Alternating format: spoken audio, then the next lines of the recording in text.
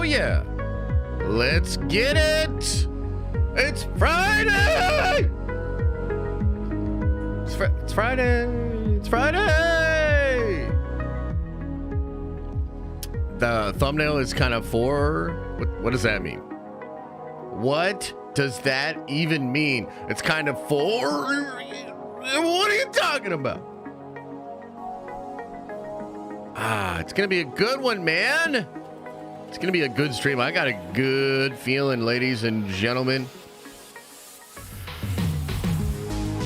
Ladies and gentlemen, start your engines. Lot to get into today. Lot to get into today. Acolyte breaking records. What the hell's going on with that? You know, like, is it good? Is it bad? Do we have two armies of bots fighting against each other? What is the deal with the Acolyte? Is the Acolyte gonna be a hit? Is it gonna be the most controversial Star Wars thing ever? Man, we're going to discuss it. We're going to talk about it. We're gonna dive deeply on that. Because, whoa boy, is that an interesting topic, man. Pretty crazy. So we're going to get into that. I also want to talk about one of my favorite Marvel characters going to be in the Fantastic Four movie. I prayed for times like these. Holy shit. Very, very cool, man. So we're going to talk about that. I'm really excited about Franklin Richards. So I'm going to do a little bit about that.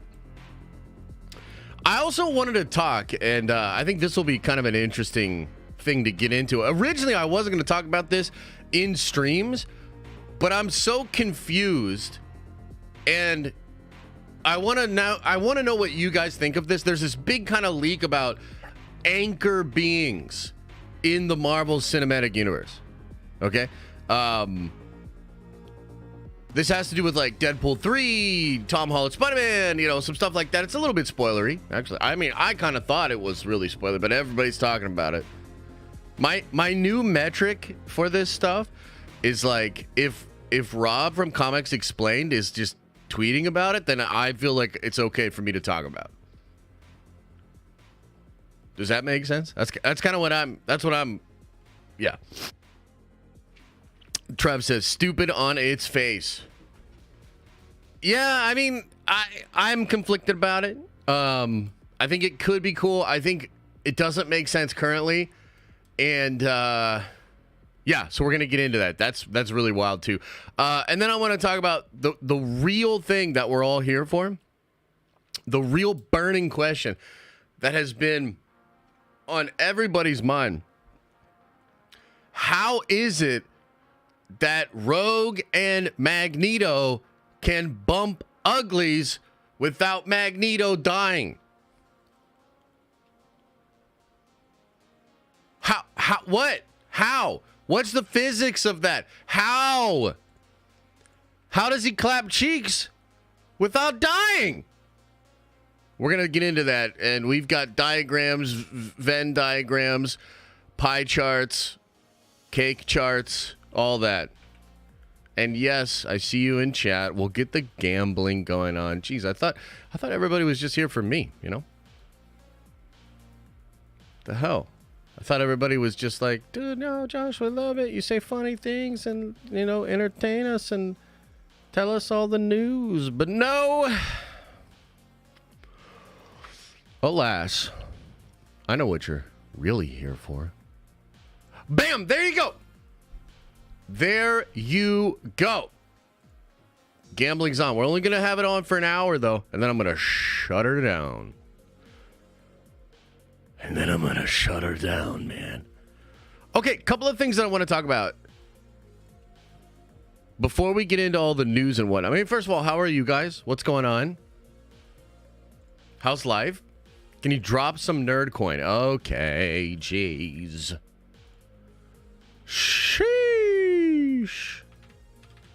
Okay, there's 10K. Boom. There you go. There you go. Are you happy now? Are you satisfied? Everybody good? Good morning, says the nerd executive. You know what I was thinking about randomly last night, Ryan? While you're here, while I have you here. I remember at the meetup last year, before I left to go to the other bars with like, you know, about half the crew or whatever. I remember thanking you, you know, like, you know, paying for everything, signing the tip, and then thanking you. And I was just wondering, how fucked up was I when I came up and thanked you? Because you kind of gave me a look. You know what I mean? I was never going to bring this up, but for some reason I was thinking about it last night. I was like, what was up with that look Ryan gave me? Was I like gone? Like, you know what I mean? Like how tore up was I? Because we had a good time, but I didn't feel like I got really crazy until we went to the like place for tequila afterwards. That's when it got like wild. Even though it was like more chill, we were getting way more hammered over there.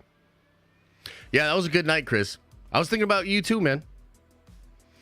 You were peak conditioning. Blame Adam. Oh, okay. Yeah, no, dude, it really was Adam's fault. Oh my God. We were having a good time and, you know, I was keeping everything chill. And then Adam's like, hey, why don't you come outside with me for a little bit? And then it was over. And then everybody was like, before we get out of here, we can take pictures. And then in all the pictures, I'm like this. Like I was trying to keep it together, but all the pictures, I'm like.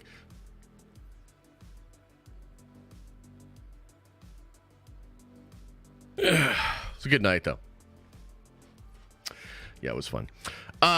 Okay, so. Here's what I want to talk about. I want to talk about things. Okay, first of all, we have this absolutely epic Den of Nerds mutant-inspired merchandise, okay? It's dope as hell. Tons of different designs, tons of different options, and if you are a member, let me copy this link. If you are a member, you get 20% off, but here's the thing. I figured something out, and I feel bad. I gotta apologize, okay? So Rossi was asking about the heavy t-shirts and I looked into it. Apparently the heavy t-shirts do not work with the code for some reason. I don't know why. I think it's maybe just because it's new. I don't know, bro. I don't know. How heavy? They're super heavy. Like, I can't even lift them. Like, you've ever had a weighted blanket on you? That's what it feels like. It feels like you're wearing a weighted blanket. It's very, very heavy. So apparently you can use the code on pretty much everything else other than the heavy tees. So my apologies on that. I am in contact with somebody on Teespring about it, but for now, there's nothing I can do about it. How can one wear that? They're just really strong. Like if you're just really strong, that's how you do it. In fact, like if you see someone wearing one of the heavy tees, you know they're kind of a badass, you know? Hey, Mav, thanks for the gifted, man. That's kind of cool. It's kind of cool when you gift one membership and then you just see like the person that gets it. It's a nice moment between you two. There you go. Have a moment, you know?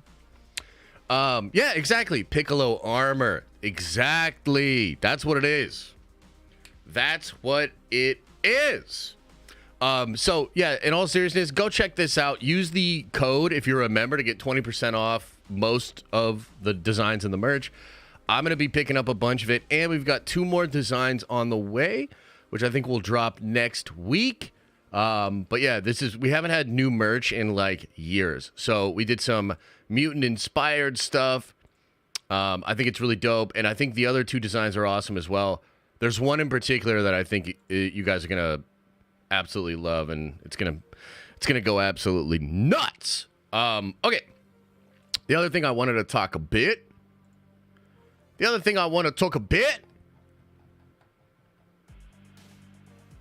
is this. My God. Feast your eyes on this. This is a page from Unity Chapter 2.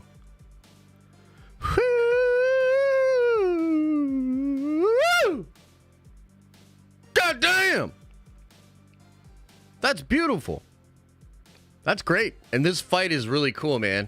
It's really cool to have the blue TK powers of Magnus going up against the gold of Midas, and you haven't, and trust, it gets even crazier. Trust me, it gets even crazier, and it's fucking cool. So you got 9 days left, ladies and gentlemen, to get over to the Kickstarter and secure a copy of Unity. And yeah, we're moving on Chapter 2. And Stan is starting stuff in Chapter 3 as well. We're really making some great progress. So if you're interested in the book, check it out. Yeah, and next week I'm going to hope to go on some other channels, some other podcasts and whatnot, talk about the book and get it out there, because there's 9 days left and I really haven't promoted it at all, other than streams and a little bit here and there. So I really appreciate it, man. Appreciate the support over there. But Unity is also just dead ass an incredible comic. So if you like incredible comics, you should get it. I stand behind that statement. All right. Birthday stream just for me. Thanks, Papa Josh. Nerd Avengers for life. Exactly. Exactly, Dane. And can we get some happy birthday wishes into the chat for Dane? And there's a little ski on the end of that name. So my fellow Polish brother, much love to you, man. Watch the Penguin trailer. Oh, man, I got notes. I got things we're going to talk about. Penguin trailer is not one of them. Penguin trailer. Does it actually look good? The Penguin trailer? Really, guys? That's what it's come to? The Penguin trailer? Did you see the Hot D trailers? I did. They look cool. When does Hot D drop? Looks great. Watch those wrist rockets. All right. It looks fire. Okay. How to say it like a man. Cakes and candles, brother. Oh, okay. Yeah, sorry. June 16th. Wow, okay. Dang, okay. Yeah, there's like a lot of great stuff on TV right now, you know? There's X-Men 97, which is just crushing it right now. I think it still has 100% on Rotten Tomatoes. In fact, let's check that out right now. I'm curious, man. Because, like, that's wild. It's still at 100% on Rotten Tomatoes. Wow. Wow, wow, wee wah. 42 reviews, and it's at 100%. Holy shit. And I think it deserves it. It's a masterpiece. It's incredible. I actually have a video. It might come out today, maybe tomorrow. We're just, like, things are just weird, man. Like, I wanted to get it out yesterday, but I'm juggling a lot of different stuff. But it's basically how X-Men 97 is literally saving the MCU. And I don't want to hear any complaints. I don't want to hear any back talk. Oh, Josh, you always say that about this, that. Shut your mouth when you're talking to me. Watch the video. I got 5 reasons as to why it's literally saving the MCU. I don't want to hear any back talk. Go watch the video. And you'll understand. But that video will probably drop today, maybe tomorrow. And it really is dope as hell, man. And it paves a road for Marvel in a lot of ways. I think that maybe a more correct way to say it is like it shows the path for Marvel Studios at a time when things are really shaky and they're having kind of an identity crisis. They show, and the way it's being received should just signal to Marvel like, yo, like, do that shit. So that's what the video is about. And I think you'll dig it. But then you've also got, Invincible. I haven't seen the new Invincible. I want to check it out. I'll probably check it out over the weekend. But I started watching yesterday The 3-Body Problem. Y'all ever see that? 3-Body Problem? It just came out on Netflix yesterday, I believe. And I've heard of these books for a long, long time. mostly through a channel called Quinn's Ideas. I love his channel, man. He breaks down a lot of cool sci-fi stuff. And yeah, dude, it's awesome. Like, we watched 2 episodes last night. We're totally hooked. And I'm looking forward to a binge. Depending on when Liam goes to sleep, we might be binging like 3, 4, 5 episodes, man. Like, it's good, bro. And I think it's accomplishing something I didn't think it would be able to accomplish, because Three Body Problems is known for how high concept it is, and it gets just really wild and crazy. And yet the show is really anchored to human issues, which is very interesting. So far so good. I'm obsessed with the Three Body Problem. With that and Shogun and X-Men 97 and Invincible going on right now. Bad Batch too. I like the new Bad Batch. We got some great like television / streaming or whatever going on right now, man. We really do. Really good stuff. Yeah, the books are fantastic. Well, let me ask you, because it seems like some of you guys are big fans. Is the show just adapting the first book? Because I'm kind of like looking at, I'm like, bro, this has to just be the first book. Like, I'm 2 episodes in, but the pacing is making me think like it has to just be the first book, basically. Yes? No? Did you see Empire State Building light up with Vader? Oh, yeah. Yeah, we're going to talk about that. It's pretty wild. Pretty crazy. I thought it was cool. You believe so? Yeah. It's gotta be, right? Hayden watched it from New York City. What? Wait, what's going on? What the what? Greetings from Western Australia. My name is Josh too. Well, there you go, man. It's a good name. Maybe the best name, in my opinion. Saw his video posted about him. Yeah, no, I saw he was there. Yeah. He went to the Empire State Building. That's pretty cool. What's the synopsis for the Three Body Problem? Oh, boy, oh, boy. Should I TLDR it? I think it's, I think it might be a little bit of a spoil. I mean, it'd be spoilers for people if I talk about it. 1.1 million? What's that? 1.1 million what? Shvat? Please don't do it. 1.1 million nerd coin? What? Shut it down. Confiscate. He's crimes against the Nerd Venture Tower. Confiscate his assets. Take him. Okay, I'll give a non-spoiler TLDR of the Three Body Problem.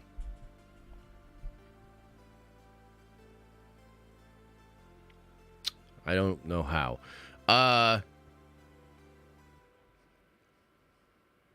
Aliens, humanity and aliens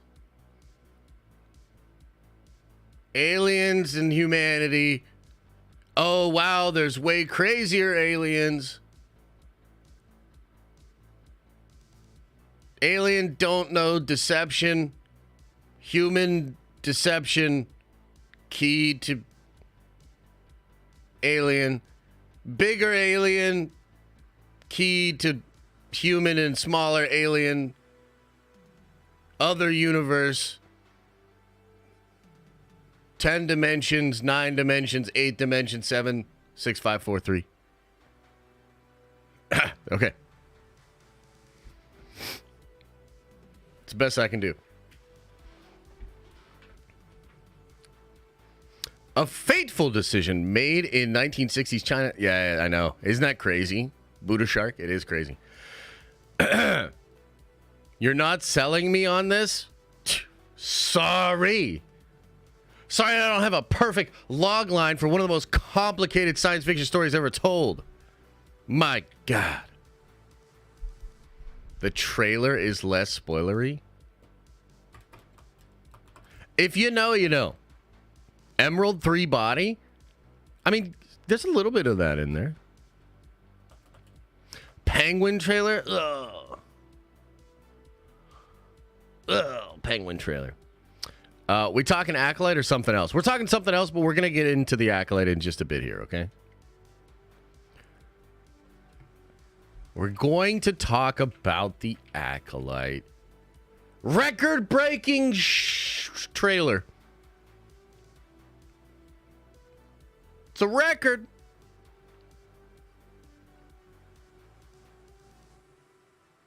Where's the... Didn't they announce it? Oh, yeah. Here we go. Yeah. How does this guy write comics? Worst synopsis ever. What? That was an incredible synopsis. If you know, you know. If you've read the books or you know the story, wasn't that a good synopsis? Let me know, chat. I thought it was pretty good.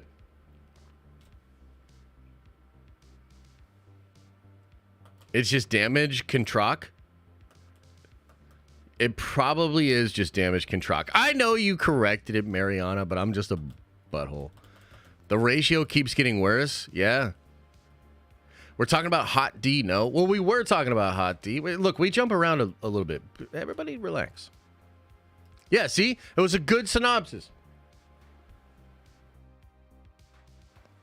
'Twas a good synopsis, man. How is it that almost every trailer for a major project that comes out seems to break the record? Seems sus. Ooh. Does it seem sus, guys? All right, let's get into this. Let's talk about this. First thing I want to know. Do you guys think it's sus? If you think the record breaking is sus, put sus into the chat. I'd like to know.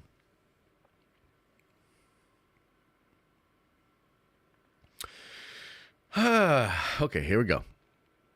So, the Acolyte. Finally got a trailer for it. By the way, this will get lost in the sauce, I'm sure. But I will say I enjoyed the trailer, okay? Don't, come after me, but that's what it is. I enjoyed the trailer. Still really concerned about the show. Might turn the show off after 5 minutes. Might throw the remote across the room. But I like the trailer. Okay, so... trailer comes out, and I personally just couldn't believe how contentious the discussion was around said trailer, right? It was crazy, man. Like, just seeing how much people were mad. Lucky, we have the Nerd Avengers in the Discord. They're always on top of this sort of stuff. Somebody was sharing the ratio, and I remember sharing the ratio of likes to dislikes when it was like getting close, right? It was like 60 million dislikes, 70 or 80 million likes or something like that, right? And I was like, damn, that is not good. That doesn't seem good. And it only got worse for there. It actually has overtaken the likes, okay? So it's actually like getting hard ratioed. Well, in the middle of all of that going on, we found out, guys, it's a record-breaking trailer. The Force. This is from Star Wars, the official account with the yellow check mark. Man, the Force is strong with the Acolyte as the trailer breaks Lucasfilm records. Oh, okay, interesting. What's this about? The Acolyte trailer breaks Lucasfilm records thanks to the Star Wars. Thanks to Star Wars fans, the trailer launch for The Acolyte has been one to remember. Released yesterday, the trailer for Acolyte garnered 51.3 million views in its first 24 hours. This is a new digital-only record for Lucasfilm Disney Plus series, surpassing every trailer for The Mandalorian, The Book of Boba Fett, Andor, Obi-Wan Kenobi, and Ahsoka. We're grateful for the support and can't wait for you to experience the series. Okay, That's wild. Now, here's a question I have for the chat. Somebody help me out. If you go look at all the trailer views for these other shows, do they have more views like just on YouTube for these other shows? Like, I would imagine they do. Maybe Andor doesn't. Yeah, I mean, I don't know. Did the Acolyte break the records on like the YouTube trailers and stuff? I mean, I don't really know. Okay. And this kind of reminds me a little bit of the Deadpool 3 record, right? As somebody said in chat, Disney trailers just seem to keep breaking all these records, right? And when it came to Deadpool 3, you know, even they had to admit in some of the articles that they did include like 125 million people that watched the Super Bowl, which they only watched the 30-second version of the trailer. It's literally not even the same trailer. But they just put it all together and then say, hey, record-breaking trailer views, okay? So it's kind of wild, right? And I think a lot of us are like, damn, that's kind of sus. But it could be true, right? I'm not denying that this very specific metric of, what do they call it? This is a new digital only record. Like, what the fuck does that mean? Digital only record. So like, look, I'm not denying that by this digital only metric, that it is probably a record holder, right? 51 million views. That is a lot of views. Like, that is a lot of views, okay? But if you look at the actual post here for Star Wars, the number one, I mean, like, just look at the comments here, okay? So for this, says RJ, 6.5 million views, so about 6.5 million views on, I assume this is YouTube, 135,000 likes, 162, might as well call it 163,000 dislikes. My God, that is crazy. Before I, give my take, let's just keep reading here. For most dislikes, weird flicks, but okay. Record for downvotes, breaking dislike records. It's hard boycotting Star Wars Disney, but this crap makes it easier. It broke the dislike record. It has more dislikes than likes on YouTube. Record in what exactly? Most dislikes are so for the first lesbian and complicit now. Someone tells Leslie Harvey's so proud of her. You got memes. You got this. Like, this is just like, if anybody. Oh my God, Star Wars. Like, how did you let it get to this point? It's fucking crazy. Like, this is like any person goes to the tweet here. I mean, look at this. It's waves and waves of shitting on them. It's fucking amazing. How did they let it get to this point? This is fucking crazy. Okay, now let's talk about what's going on here. Okay, this shit's crazy, bro. Like, here's the thing. I'm gonna get in trouble. Okay, remember on I think it was Monday. It might have been this Monday. Maybe it was last week. When I was like, I wonder if I could like work at Disney. Yeah, that shit, that ship has sailed. There's no fucking way, especially after what I'm about to say right now. There is no fucking way I'm working at Disney. So just, it's gone. It'll probably never fucking happen. I'm still open to it, but I don't think they're open to it. Okay. Holy shit. I have never seen anything like this with Star Wars. And what I can't quite understand is, why, like, how has it gotten to this exact place? And the show itself, like, I think Lucasfilm has this crazy talent of like doing the worst possible things to set themselves up for situations like this.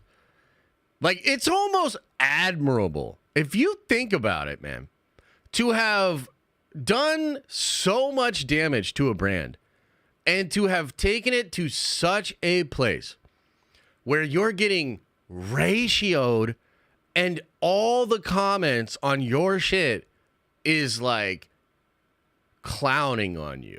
Like, just really, really think about that. That's like, it's fucking impressive, honestly. It's crazy that they have done that much damage to Star Wars and have set them up this badly for this experience. And I gotta say, at this point, the people at the top on Lucasfilm, they have to be on like so many antidepressants that they're just like zombies walking through space, because I don't know how else you deal with this shit. I have never seen anything like this in my life. And that also kind of makes a lot of their decision making make more sense if you really think about it. Like, this is an untenable, unfucking believable, what the fuck, holy shit kind of a situation. Bob Iger should literally go learn martial arts just so he can go into that boardroom and fucking roundhouse kick every one of these motherfuckers in the face.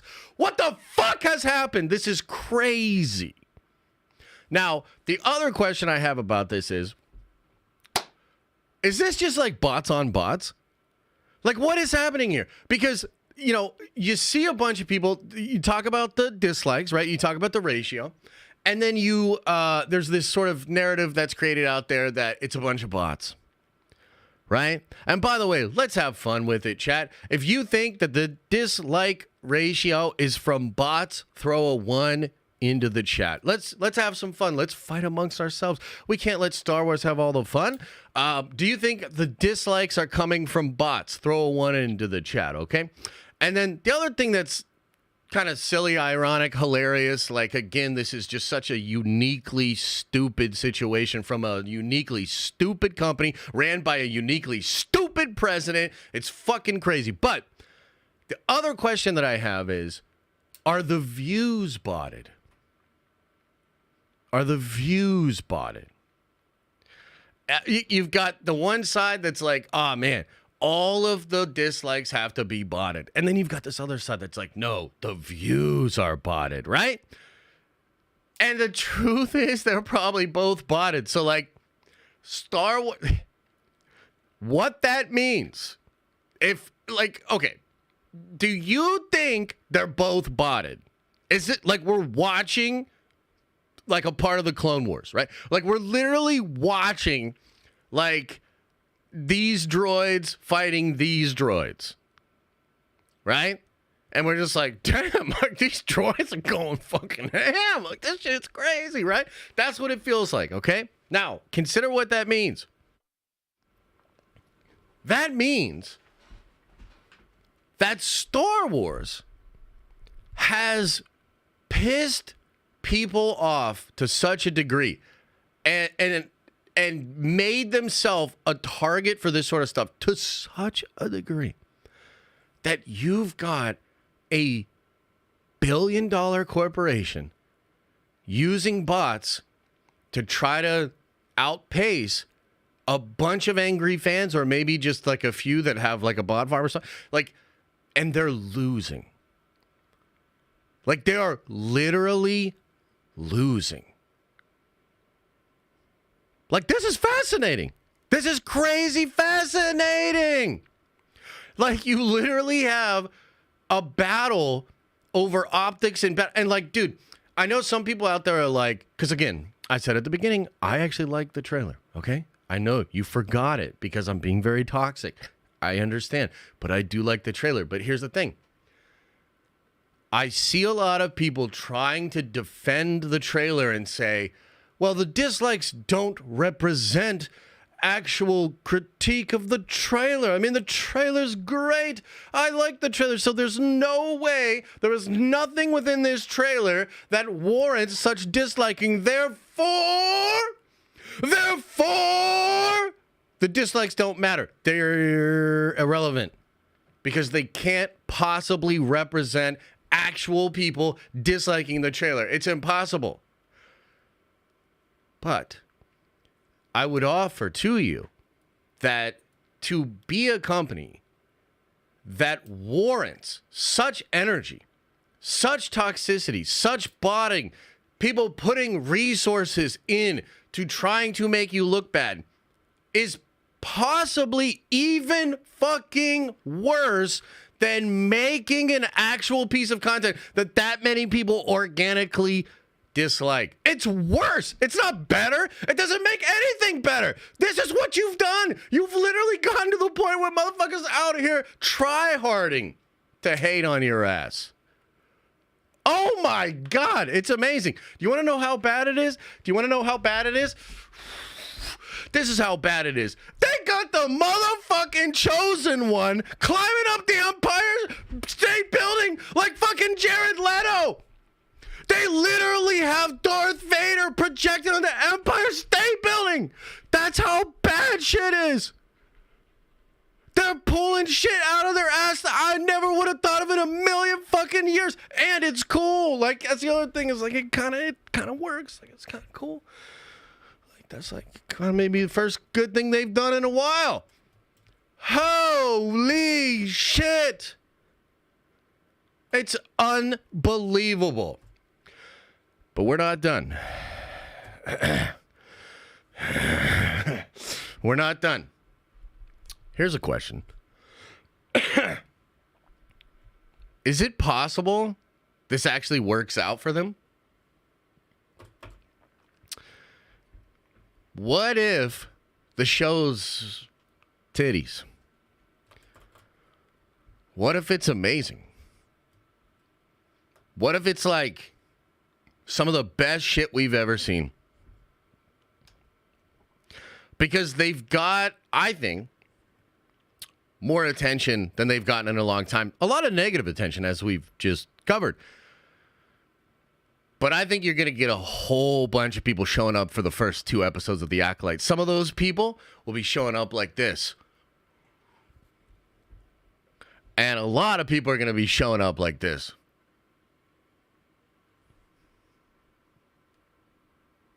But they're showing up either way.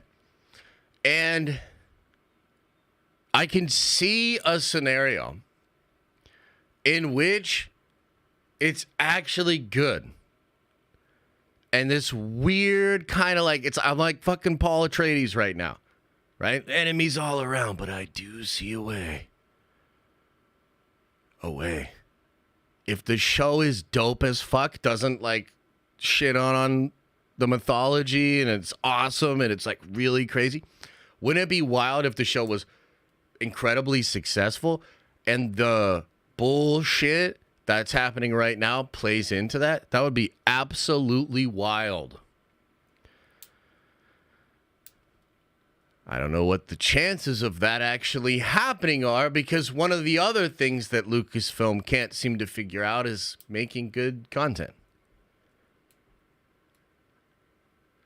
So where does that leave us? Well, I don't know, but I'm enjoying the ride.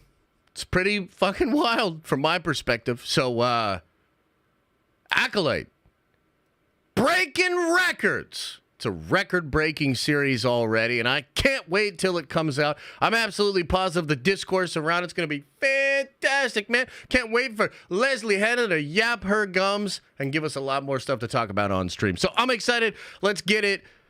Acolyte, best show ever. Woo!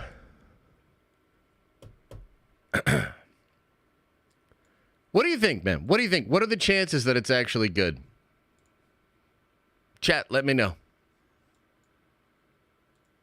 Like I said, I don't think I'm going to be working at Disney anytime soon. Let me ask you this. This is the question, okay?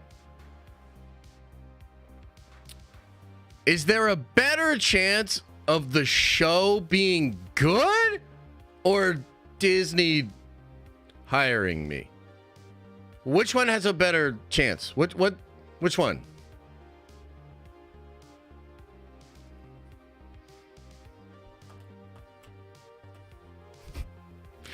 The show? Oh, no. Show being good? Show being good? Oh, no. 0% on them both? Oh, no! Shit. Oh, no. Oh, no. What have I done? I did think the Empire State Building bit was cool, though. That was cool, man. You know? Like, obviously, I can be just a little bit toxic when it comes to Star Wars and all that kind of stuff. But I still find myself being, like, drawn in and excited about certain things. And the The Empire State Building thing, it got me, man. I thought it was cool. You've cooked at Disney, buddy. Oh, you're cooked? Yeah. You're cooked at Disney. Yeah, probably. You're probably right. Oh, boy. Well, like I said, since I'll never get a real job, let me just say again, we have this incredible new merch. Check this out, man. I'm going to pull this up right now because I'm never going to get a adult job. Check this out, man. I'm so excited about the mutants. Check out this awesome merch we've got. Ask me about my mutant agenda. It's clever. Shut your mouth and buy it. Buy it twice. Look at this, man. And is it technically the N-Men? Yeah, don't think about it. Just buy the fucking shirt. And then they got this one, and we got this one. We got all this cool merch. Follow the link, get the merch, and shut your mouth when you're talking to me. Okay.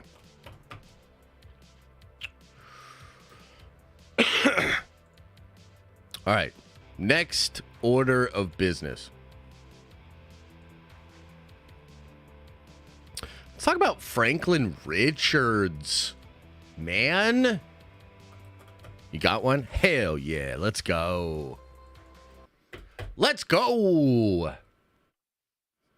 Okay. Can you please explain to me why Kathleen Kennedy still has a job? I thought she was supposed to lose her job months ago. Yeah? Yeah. There was once a great song about this exact thing. I think it was called like "If It Bomb, She Gone."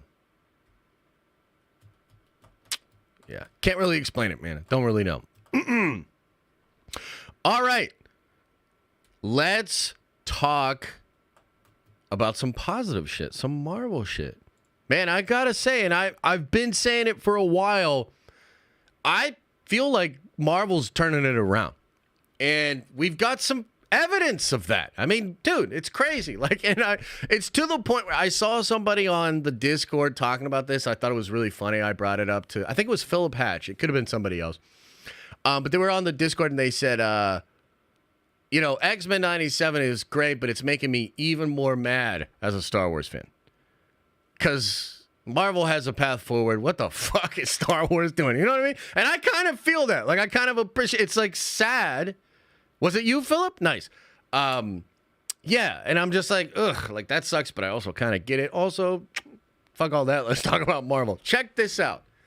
Franklin Richards, let me pull this up for you guys. Franklin Richards will reportedly appear in Marvel Studios' upcoming Fantastic Four film. Filming is set to begin this summer in the UK. Oh my God. Oh my God, bro. So if you know why this is awesome, but don't worry, I'm going to explain if you don't. So cool, man. And, recently we've been doing comic book club for the Nerdvengers streams for the members behind the scenes. And it's been awesome. But one of the things we did was we read Hickman FF and his beginning, right? And it's got a lot of great stuff with Valeria and Franklin. I think Valeria's probably in it as well. But maybe Toast is just saving that for another, whatever. They'll leak it later or whatnot. But I would imagine they're both in it. If you've got Franklin, you've probably got Valeria. By the way, incredible characters. Love both of them. Franklin, however, is my favorite. And partially that's because he's so powerful. Okay. He's a great character, and it's really interesting in the book. We get to see a future version of Franklin and a child version of Franklin, and Franklin is so powerful that they have to put like blocks on his power. He can create universes. He's a reality manipulator, like really crazy, right? And so that's freaking awesome. But here's the other side of this, is that he's also a mutant. Now, I know in the Krakoa era, they actually retcon that, and it's kind of like the Scarlet Witch, and he's, like, not immune, but I hate that shit. Like, don't do that shit. Just make him a mutant. That stuff's so stupid. Like, just make him a mutant. Because what was interesting about Franklin was he's the son of Sue Storm and Reed Richards, and he's also an Omega-level mutant. So that is like the alchemy by which he becomes one of the most powerful characters in Marvel Comics. There's a lot of really powerful reality manipulators, you know, that are ahead of him. But I mean, he's so powerful that at the end of Jonathan Hickman's Secret Wars, this is what's depicted on this image here. At the end of Hickman's Secret Wars, his dad is like siphoning off the power of the Beyonders and giving it to Franklin, and Franklin is recreating all of the universes of the multiverse. That's how it ends. Like, the whole multiverse is destroyed, everything condenses to Battleworld, and then at the end of Battleworld, you have Franklin Richards recreating universes, taking a piece of the Molecule Man, popping them back in the universe, and then sending it off into the cosmos. Okay? So he's like that powerful. So it's just awesome, man. And, you know, it just reminds me of some really fun stuff that I love from the comics. Gets me really excited for the possibilities of what they'll do in the Fantastic Four movie and beyond it, because the Fantastic Four, and I'm talking about like Pedro and Vanessa, all of them, they're in Secret Wars, okay? It's a little unclear if they'll now be in Avengers 5 or not, because there's, you know, confusion about, like, is that really Secret Wars Part 1, or is it just Avengers 5 that's going to set up Battleworld? But regardless, when we get to Secret Wars, the Fantastic Four is supposed to be there. And I think that means Franklin and Valeria as well. Potentially means Doctor Doom as well. And I find it to be fascinating. And also, too, I speculated a long time ago. Who's the homie from The Boys? Not, what's his, you know what I'm talking about. Huey, right? Who's that guy? He plays Huey? Help me out here, chap. Bart Simpson. Yeah, no, it's Bart Simpson. Oh, Jack Quaid. Yeah. So there were rumors back in the day that Jack Quaid was in the film. And immediately I was like, dude, he's Franklin Richards. And he would be a great Franklin Richards. He's obviously the adult version of Franklin Richards. So I think that would be dope, bro. If we get adult Franklin Richards, okay? And then there's one more element to this that's so crazy. Because Galactus, like, we know Galactus is supposed to be in Fantastic Four, seemingly as the main villain. There's going to be other heralds, whatnot, Silver Surfer, maybe some other heralds, Terrax and others. In comics, Franklin Richards gets to the point where Galactus becomes, like, basically his herald. And there's this crazy part where, like, him and Big G are, like, homies, and they, like, come to try to stop the mad Celestials, and there's, like, a bunch of crazy shit like that. So, like, dude, if we get Franklin Richards, like, actually using Galactus in such a way, and then, like, that ties into Secret Wars, like, that's what I mean is, like, there is a plethora of incredibly geeky comic book shit that will get all of the nerds to go absolutely nuts, and it's just right there. It's right there for Marvel to grab, and I think they are grabbing some of it. So it's so fucking cool that we're going to get Franklin Richards in the Fantastic Four, and my imagination is just buzzing with the ideas and the ways that they could implement that, because it's awesome, man. He's an awesome character, and I really hope that they just make him a mutant, because that's another interesting way to start talking about mutants and start introducing that idea as well. That's going to be sick, man. So, little update on the Fantastic Four movie. I want to know your thoughts, chat. What are your thoughts? I don't think they will grab it, man. They have failed too many times before. Yeah, but they've also succeeded a bunch. So, look, I'm not sitting here trying to act like Marvel hasn't been really shitty for a couple of years and hasn't made a lot of mistakes. What I'm saying is they have plans to do better, and they have a ton of stuff to draw from that's awesome. And I just don't see that with Star Wars. Like, I don't see the same efforts. We're not getting the same little leaks and buzz and hints and this and that, you know? But we are with Marvel. So that's kind of my feeling on that. I don't see how they're going to squeeze all of this into one movie. So the rumor is that the story of the Fantastic Four is going to be like a dual timeline story where you're going to have part of it at like the present, part of it in the past, and then eventually both of those storylines will meet up and then kind of go forward from there. So with that in mind, I think it can be quite layered, you know, and kind of build family stuff up over time. But yeah, it does kind of seem dense for sure. For sure. They seem very aware of their failure, which makes me, 100%. That's a big part of it. I mean, they're kind of signaling a lot that, you know, things are changing. They're aware of problems, etc., etc. You going to talk about Maestro too? Yeah, so I mean, look, I'll talk about the Maestro. I was kind of told behind the scenes that account is not very good. I don't know, man. You never know. I want Maestro. I've been campaigning for Maestro for a long, long time. So I'd love for that to be what they do. Maybe with World War Hulk. I mean, that's been something we've kind of speculated about for a long time. Speculated about it for a long time. I am the Maestro. Dude, Maestro is sick, bro. Can you imagine? Oh my God, bro. It'd be awesome. Didn't see the original source. I really didn't either. I just kind of like shared it, and then one of my scooper friends was like, just so you know. And I was like, don't fucking say it. Let me have this one. And they were like, no, it's not. And I was like, okay. Well, whatever. Whatever, man. Whatever. Penguin actually looks incredible. Is that true? Mojat with a $10 holla, man. I really appreciate that. That's kind of you. Fans post Acolyte. Is everybody gone? Did everybody leave?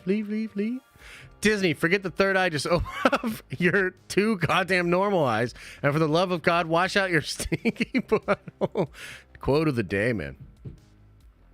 Quote of the day. Was it Geeky who checked you? No, but I bet he feels the same.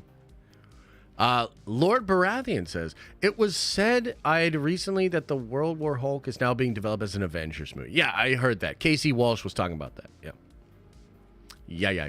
Lord Veed says, central bank digital currency. Only if I get to control it. I think we can have a CBDC if Josh controls it all. You know what I mean? Rossi says, just bought that heavy tea as my birthday gift. Son, my birthday is tomorrow. Rossi, you are such a great supporter, man. You've been really just, you know, a lot of super chats, a lot of support, getting the merch. I really appreciate it, man. So thank you. Have a happy freaking birthday. And I hope you like the shirt. I'm getting a bunch myself, bro.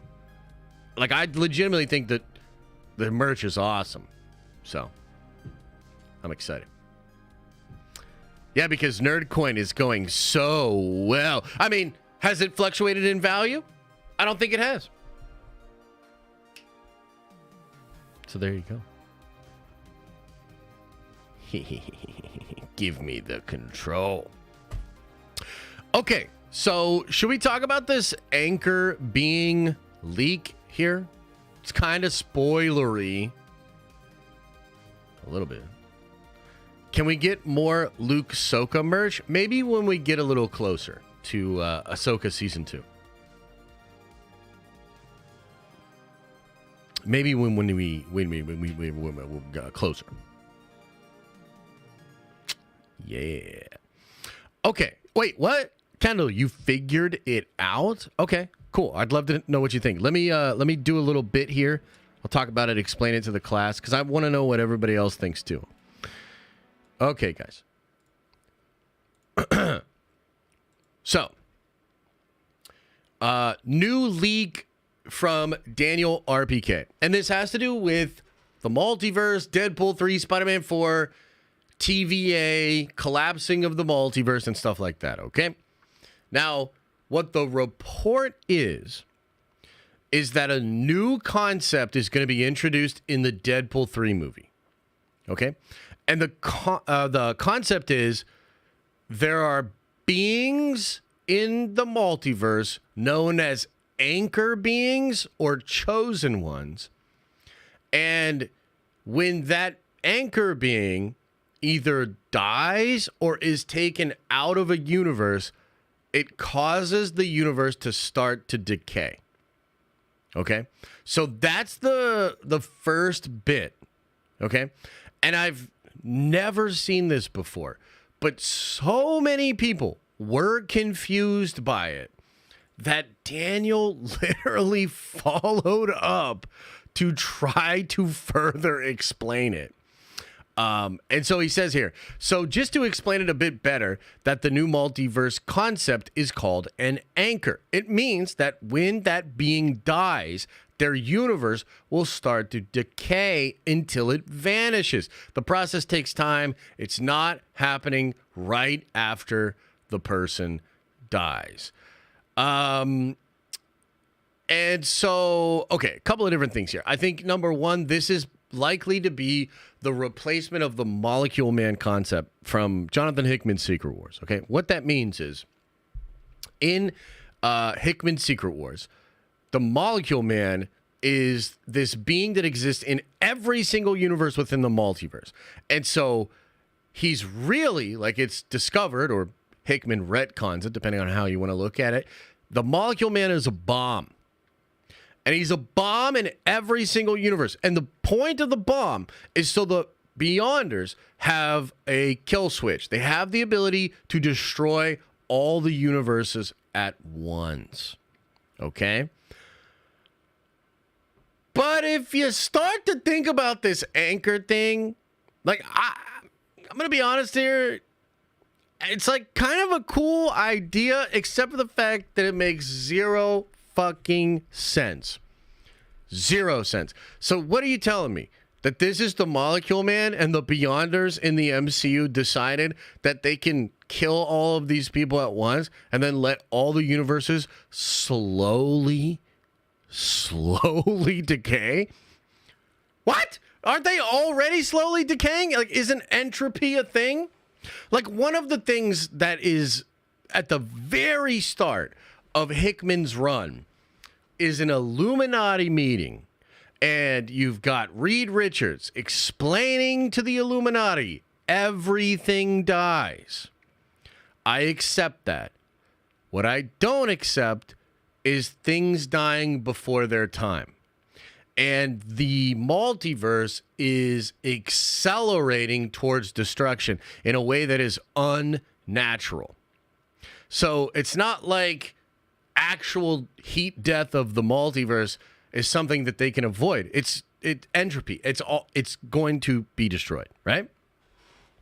The whole concept is, yeah, but it's accelerating. Something really, really bad's happening, right? And then you're like, okay, so then what the fuck is this? Like, what's the anchor being? You're telling me beings just die and then the universe slowly decays? Is it faster than natural entropy? If so, like, how is it so slow? Like, I just don't get it from that perspective. Here's another thing that I don't understand about it. There's no beings that live for the entire time a universe exists. Maybe Galactus, maybe the Celestials. But even Deadpool and Wolverine die. They can die. They've been killed in other universes. There was in Age of Ultron where the Wolverines, there's two Wolverines, and so one of them dies. They have to kill the one, right? So that doesn't make any sense. It doesn't make any sense to anchor universes to individual beings that are immortal. And also, like, here's another thing. This seems to tie into concepts of the chosen one from, like, okay, so you know in the trailer with Deadpool where he's like, I am Marvel Jesus, and he's like talking all that nonsense? So that's because he is the anchor of his universe. Like, that's what's going to be explained. It's absolutely going to be Agent Paradox that explains this anchor thing to the audience in Deadpool 3 and to Deadpool, and Deadpool is the anchor. It's rumored that Hugh Jackman Wolverine is the anchor. Okay? But beyond that, it's rumored that Tom Holland as Spider-Man is the anchor of 616. Well, please explain that one to me, because Tom Holland was blipped away for 5 years. He's also like, what is he, like 15 at that time? So how did the universe even exist before he was born? I don't understand. I don't get it. Right? Now there's one theory that I have that kind of makes it make more sense. And that would be that this is something that happened after Loki season 2. Essentially, the multiverse was being destroyed as the loom failed to hold everything together, and it was just death and destruction.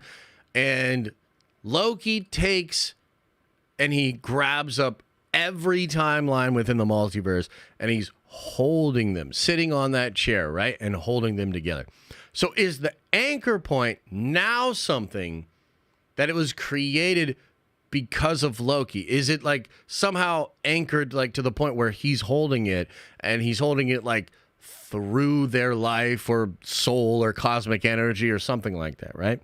So that's a way to me that makes it make sense. None of the scoopers are saying that that's what it is.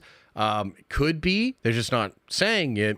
But yeah, it's like a new concept. It's real. Like, this is going to be in Deadpool 3. But it still kind of doesn't make sense to me, you know? And this would be, I think, the 4th way that universes can be destroyed now, right? Because you've got in What If, the fixed moment in time thing, and him trying to break that, and then universe destroyed. You've got incursions, right? Something happens, the fabric between two universes goes thin, incursion. You've got pruning, right? And then you have this, the anchor being. So there's like all these different ways that these beings can be destroyed. One other thing that I was told, and this one's like probably really spoilery, so just earmuff it for like 30 seconds if you're not feeling spoilers. But another thing I was told was that certain people at the TVA have the ability to speed up this decaying process. So when an anchor dies or is taken out of their universe or something like that, it starts that decay. People at the TVA have the ability to speed the decaying process up. I don't know why. I don't know why they wouldn't just prune. I have no idea what it means. But that is something that I was told, right? So, yeah, pretty weird one, man. So I just wanted to kind of explain it to you guys and then see what you think about it. Maybe somebody has a take that'll make it make sense. But I guess we'll find out in July. And yeah, I'm like really kind of confused about it. So that's the leak. What do you think? What do you think? Chicken pot pie. See, Bun Sauce, you're unbanned. I unbanned you. I'm a man of my word. But you better watch your ass, man. Okay. Chat, what do you think, man? What do you think about this craziness? What's going on? Too all over the place? It's complex? Yeah, it is. Sounds dumb? Kind of does, yeah. I just want to see Tobey Maguire. I think you will. Don't worry. R.I.P. Jessica? Yeah, she's probably all right. Josh shows mercy to all. Yeah, I try to. I'm sending you thoughts in Discord. Okay, cool. Send them to me. I'll look at them in just a minute here. The answer is the Enigma Force. Can you expand on that? What do you mean? Because, like, part of me thinks, okay, maybe it's passed from being to being as they naturally live their life and die. But maybe if they die before their time, that's what sets it off. You know what I mean? Larold still around? Yeah, Larold is still around. Yeah. It's the Enigma Force, bro. Yeah, what does that mean? Sounds like something cool, though, because more multiverse exists. The most generic can become spice it up. Individual beings as anchor beings, right? They got to work together or something. Yeah. I think there's another element here. Anchor beings can wield the Enigma Force. Oh, shit. Okay. What comic is that from?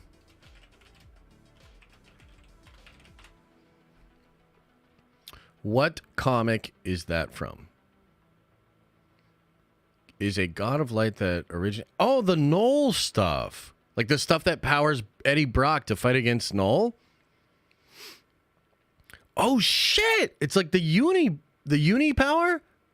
So you're talking about like Cosmic Hulk, Cosmic Spider-Man? Dude, Cosmic Spider-Man is dope. Is that what y'all think it is?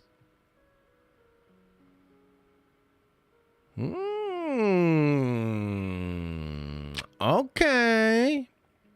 The essence of the universe itself. It represents lights itself. Oh, good and holy in the universe. The universe is great danger. Temporarily bonds itself with a chosen host.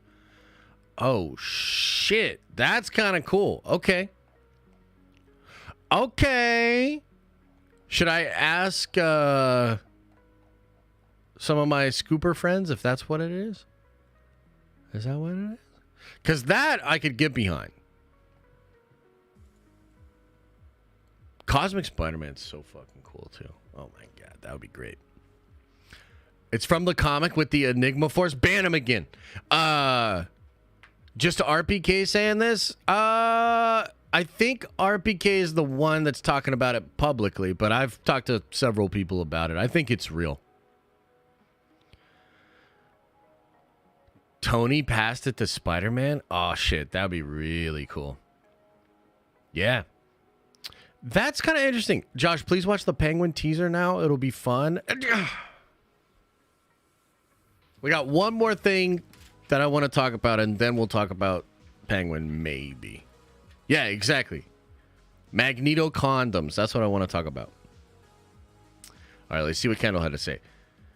Okay, anchor characters and their deaths are fixed points in time. Destroys universe. I like that. What the TVA is doing is capturing points of time so they have save and can live to allow them all time to continue to live on.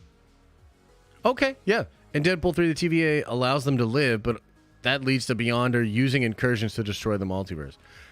Hey, I don't hate it. That's kind of interesting, yeah. Something like that could work, bro. I like that. Josh, when are we going to do a raffle with the nerd coin? I guess we'll do some today. Should we do some today? Sydney Sweeney is our Earth's anchor. Yeah, maybe. Yeah, maybe. You know what I wanted to do with the nerd coin?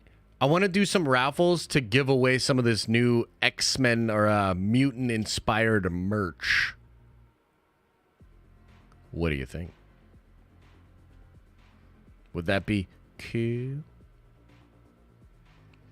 Would that be cool? All right. On that note, I got to shut the gambling down. I'll give you a little warning. Get your last couple rolls in, man. Get your last couple of rolls in. I'm going to shut her down. 540K? Oh, my God. That's crazy. That's a lot. Okay, I'm going to reach out to some people real quick while you guys are rolling.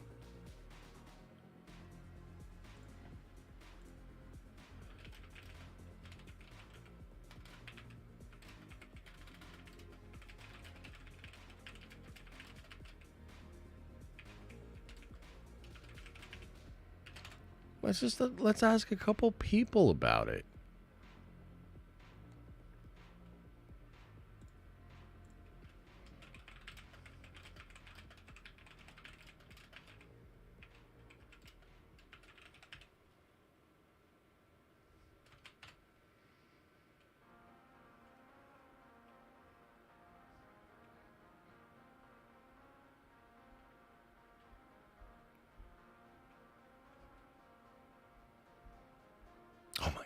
Remembered something. Going through my DMs. Shit.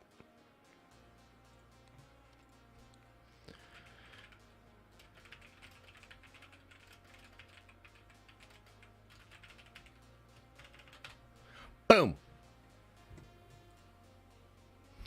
Okay, I'm shutting the gambling down. Shut it down. Reset all loyalty database. Oh, shit. All the nerd coins gone. Just kidding. Okay. Let's go.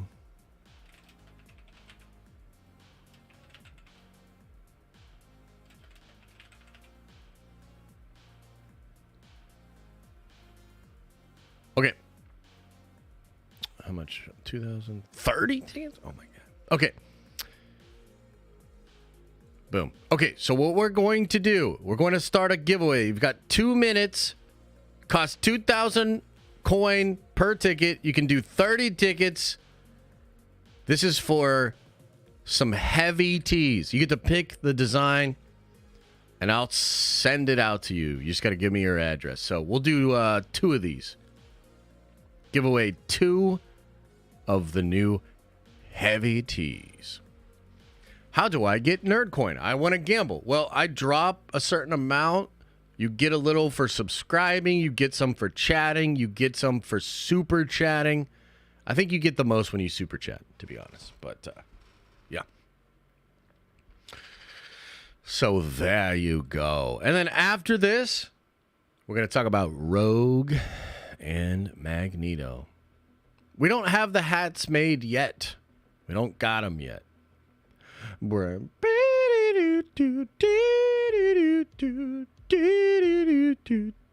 That's the music for the Rogue Magneto part. Yeah. Yeah.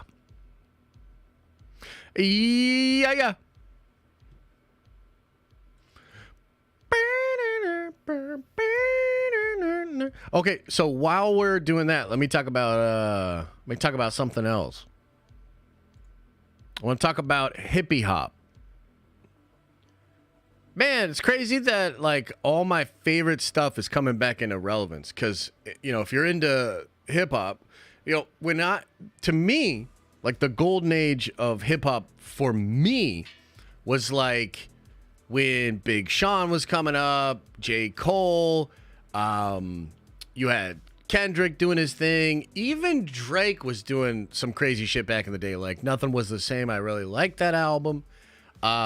Even Wale, I really like Wale. I kind of put him in there. Wiz Khalifa. Like you had like a lot of artists back then that were all kind of coming up at the same time. And now they're all beefing again.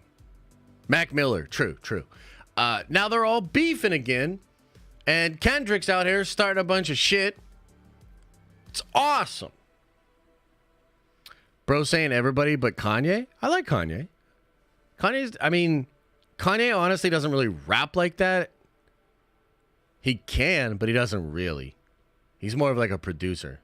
I'll put Cudi in there too, though. But point is, man, they're all beefing again right now. And I think we're going to start getting like back to old hip-hop. And a lot of beef and clapback tracks and drama and stuff like that. It's going to be fun. It's going to be really fun. All I know is I think J. Cole, is the GOAT. And I think he will absolutely torch Kendrick. And I'm excited. Because, like, I like Kendrick, but to me, Kendrick doesn't work enough. Like, he doesn't put out music frequently enough for me to think he really is that GOAT. That's just my opinion, you know? But, yeah, we'll see, man. I'm excited. Whenever J. Cole gets, like, actually motivated, like, that's a dangerous lyricist, man. Like, I think the best. Kendrick makes art, not a product. I mean, that's fair. But it also means he's like the weird art kid silent in the corner. You know what I mean? Like, part of hip-hop is, like, sales. You know, charting. Touring. You know what I mean? Like, he is. Like, I really do believe that. I think Kendrick Lamar is just like a kind of weird little introverted art kid. For real, for real. As a weird art kid, I love it. Hey, I'm a weird art kid. Lupe is underrated. Honestly, Lupe is the real GOAT. Lupe is the GOAT that the GOATs know is the GOAT. Like, for real. Like, Lupe ghost wrote for Hove. He ghost wrote for Nas. Like, dude, Lupe is the real chosen one. The problem with Lupe is he's a little like Kendrick, too. And now he's kind of out of the limelight. Still doing music and, like, putting out stuff. But he's just super low-key. Dude, honestly, if you like diss tracks, check out Lupe's diss track of Royce. I think it's called Steve Jobs. He literally just destroys Royce. Like, it felt like a murder.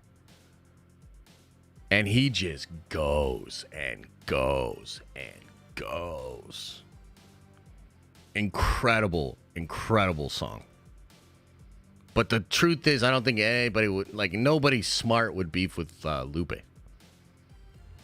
What about M's diss tracks? I mean, of course. Like, M, kind of can't deny M.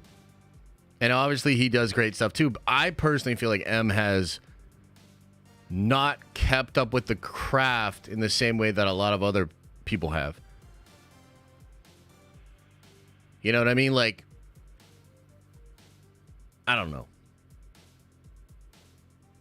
Like, I think he's brilliant.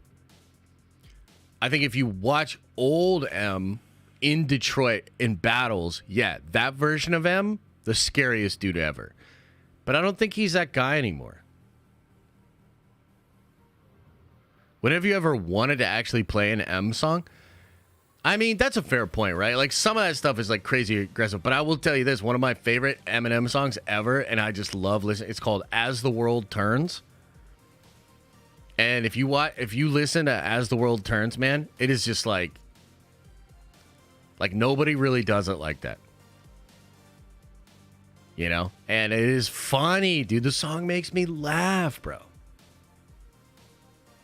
Ghost wrote for Jay-Z? Never. 100% he did. 100% he did. Absolutely Ghost wrote for Hove. 100%. The rumor is, in those circles, that Hove himself told Lupe he is the GOAT. He's what people think Hove is. That's like the rumor. And even Royce and, because Royce and Lupe had a podcast together. That's where the beef comes and they kind of like have the falling out. It was even in that podcast, they both kind of address it. Yeah. All right. Anyway, that's enough hippie hop talk. All right. Let's give away some heavy shirts, man. Boom. Sajid, you have won. You let me know what size, which design, and you give me your address, and we'll get it shipped out to you. Let's do one more. Boom. MCU Drew. Sajid and MCU Drew. Congratulations. You guys win the heavy tees, man. Congratulations. Okay. One more topic today, and then we've got to get into the Q and the A here, okay? One more topic. And you know, I think this is the topic. This is what's on the mind of all the nerds around the world. This is the one. The burning question. How in the hell does Magneto have the power to clap Rogue's cheeks without getting all fucked up? Okay, that's the question. That's what we want to know. And lucky for us, some nerd on the internet figured it out and wrote up this big long thing. Okay, so here we go. Let's get into the details here. Let's really figure this out, because you know this question's going to come up when you're hanging with the homies this weekend. This question's going to come up. I'm trying to prepare you and make it so you know. Okay, here we go. So, In the X-Men 97 series, near the end of Season 1, Episode 2, we see that Magneto is able to touch Rogue with skin-to-skin contact. For many people who've seen that, they're probably wondering, how is that possible that Magneto can touch her without being harmed whatsoever? Well, I think I may have an explanation that is not entirely out of this world and actually makes sense to some sort of scientific level. In the beginning of Season 1, Episode 2, we see Magneto saving fellow mutants from FEIGE members. During his entrance, he says, electricity and magnetism are intimately acquainted, which actually makes sense. The electromagnetic force is one of the 4 fundamental forces of nature. It is the dormant force, the interactions of atoms and molecules. What is any matter made of, considering it is based off of our reality? Well, I'm glad you asked. We are made up of atoms and molecules. It's more complicated than that, but I think you understand what I'm saying. All you need to know is that magnetic fields and electric currents are related on some level. Now, when it comes to the human body, we create our sort of electricity. We use it to send signals throughout the body and brain via our nervous system. We are also great conductors. No pun intended. What pun? On top of that, I'm going to add a quote from an article that I will reference. The quote is this: the contents of the cell are protected from the outside environment by a cell membrane. This cell membrane is made up of lipids that create a barrier that only certain substances can cross to reach the cell interior. Not only does the cell membrane function as a barrier to molecules, but it also acts as a way for the cell to generate electrical currents.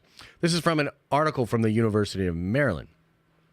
Based on these facts, I have concluded that Magneto has gotten to a level of power so immense, so as to be almost incomprehensible. This guy has learned how to manipulate the electromagnetic fields on a cellular level. So great that he can basically control and repel Rogue's mutant cellular powers. He's basically the only person she can touch. Having said that, theoretically, he should be able to block any mutant's powers on the same level, although he may not have gone that far. Dang, dude. Yo, that's crazy, man. Okay, and this person says, there's a slight blue flash as Rogue and Magneto touch. Eric is able to put a thin field around himself that allows for pressure of a touch without directly having his skin touch. Think of it as a sensei thin body condom. Magneto wraps it all up. Oh my God. So that's wild. So that explains why Gambit is so pissed at the end of the episode. He definitely heard them fucking. Yeah, 100% he did. Okay, so let's kind of go through it again. So there's kind of like 2 options here, which, by the way, in comics, they have a thing during the Savage Land thing. Okay, so there's a moment where some of the X-Men team gets trapped in the Savage Land, and I believe that is where Rogue and Magneto kind of have a thing. There's also a part in the Age of Apocalypse comics where they also have a thing, and I think in the Age of Apocalypse comics, they talk about this more specifically and how he can kind of create that thin barrier, right? Justin Yell says in chat, in the 1995 crossover event Age of Apocalypse, Rogue permanently absorbs Polaris's magnetic powers, much like she permanently absorbs Miss Marvel's power. Wow, and that has something to do with how they figure it out? Wow, that's crazy. So, basically, it is either the case that a small barrier is created on the skin, or I kind of like this guy's explanation too, where he's so powerful that he can kind of remove the actual genes or the power that is being expressed in the cells as to stop her from actually being able to use her powers on him. Okay, so on the one hand, this is crazy because it makes sense. I mean, Rogue is so isolated from the world, and she probably wants human touch. You know what I mean? She's got needs, so to speak. And literally nobody else can really do what Magneto is able to do to prevent her powers from killing him, okay? So that's number one, and it kind of makes sense, and it's kind of crazy. But the other side of this is, technically speaking, Magneto could apply those powers to Gambit to allow him to have the same protection to be able to bang. And so, what I'm wondering is, are we going to get to that point where Gambit is maybe initially really pissed and he's really, really mad. And then he's like, but also, you could do that on me, and then we could all three have a secret meeting inside Charles Xavier's office. And as Ryan is saying in the chat, I think we all now understand why Bo DeMeo has been let go, because this shit's getting freaky, man, like for real. But I kind of love it. So that's the explanation, and what's going on with X-Men 97. You wonder why it's 100% on Rotten Tomatoes. Well, now you know. What do you think? What do you think, chat? Crazy? You think a nerdy threesome's on the way? Is this why Bo is gone? What do you think? What's going on?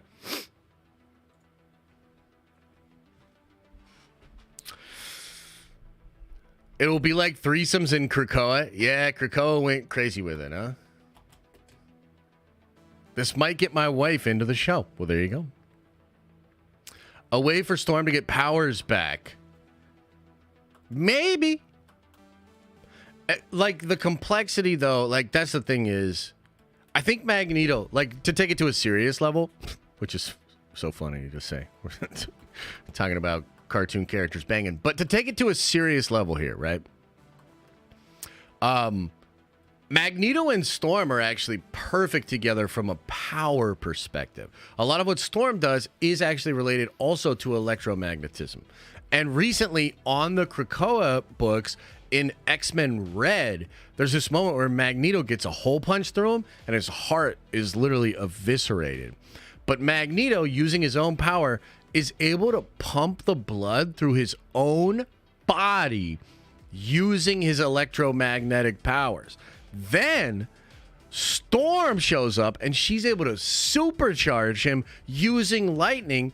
And then Magneto, with a fucking hole in his chest, is able to like fight this crazy villain dude and actually beat him. It's so wild. So they're both Omega level mutants, or at least I think Magneto is. I'm not 100% on that. But it's kind of crazy.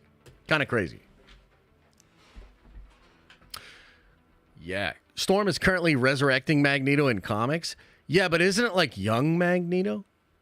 Isn't it like the body from the resurrection protocols?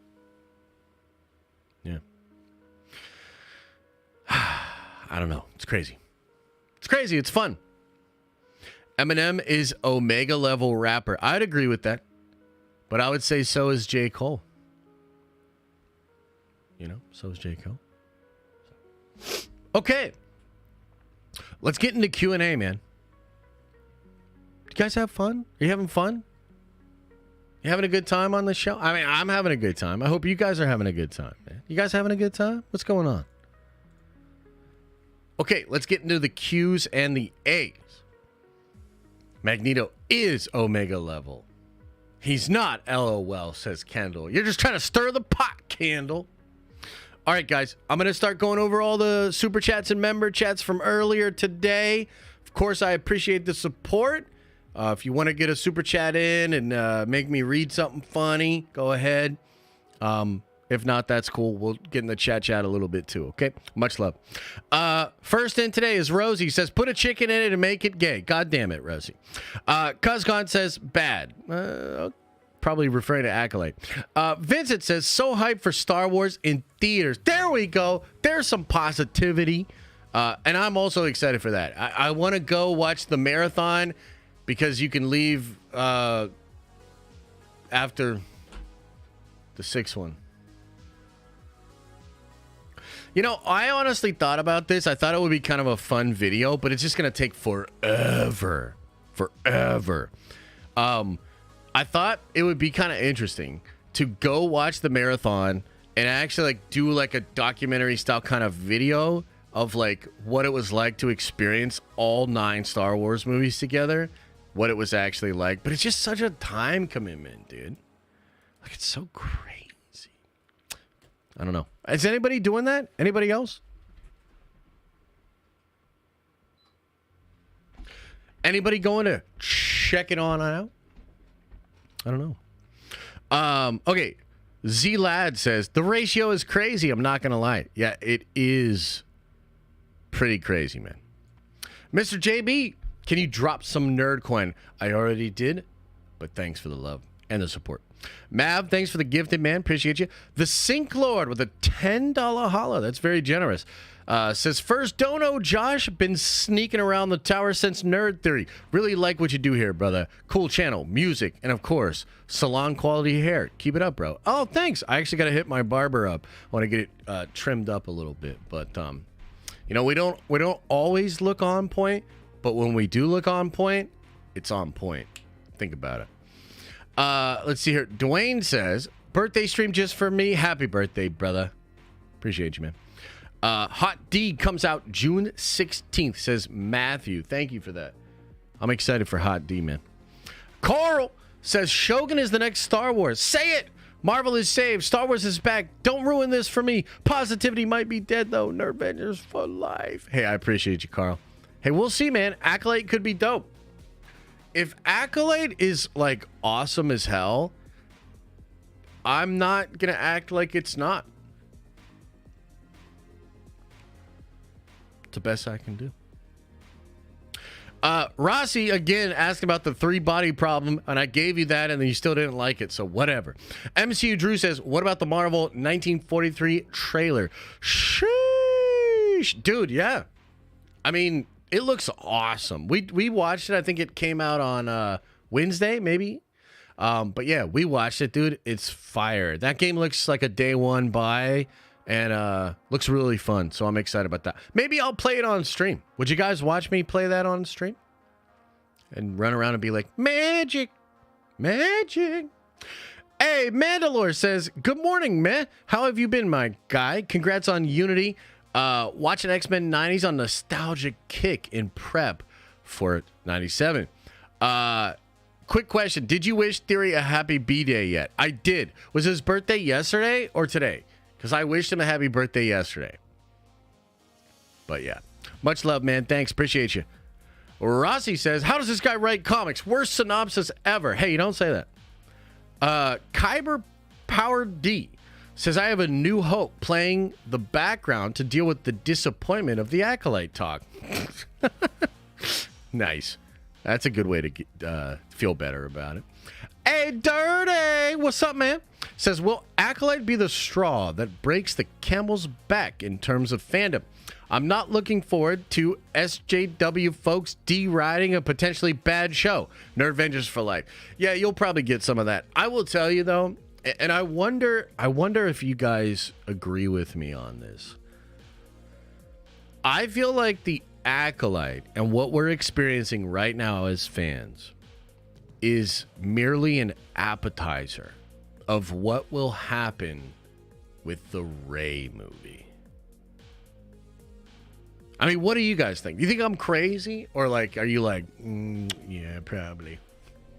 Yeah, that'll probably be what it is. You know what I mean? Like, for real. Like, do you think these same fans are just going to all of a sudden become less angry, more reasonable, and chill?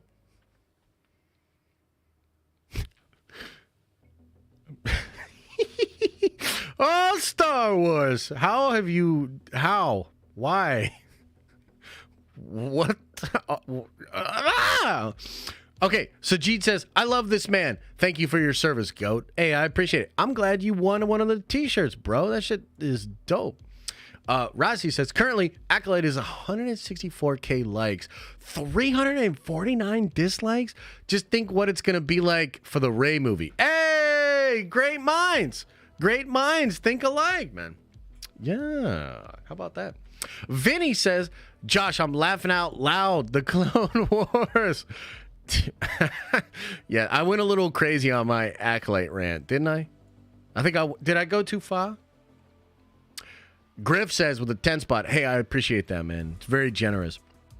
I think Star Wars fans would have been a lot more accepting of the show if it wasn't for the comments that Hedlund made beforehand.